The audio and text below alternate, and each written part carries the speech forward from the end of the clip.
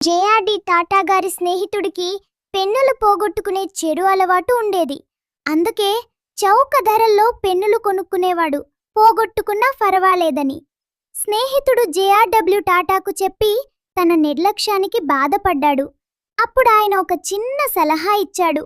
మంచి ఖరీదైన పెన్ కొనుక్కోమని, ఆ తర్వాత ఏం జరుగుతుందో చూడమని. స్నేహితుడు ఖరీదైన బంగారు పెన్ కొనుక్కున్నాడు.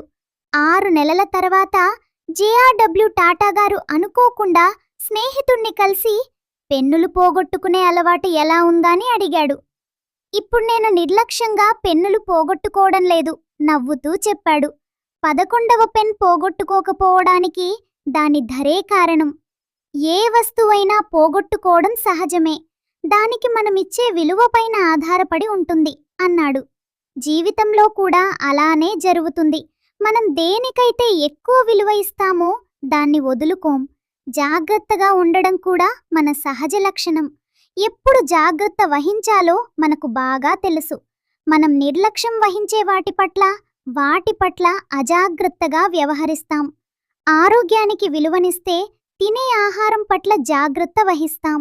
స్నేహితులకు విలువనిస్తే వాళ్ళను గౌరవంగా చూస్తాం.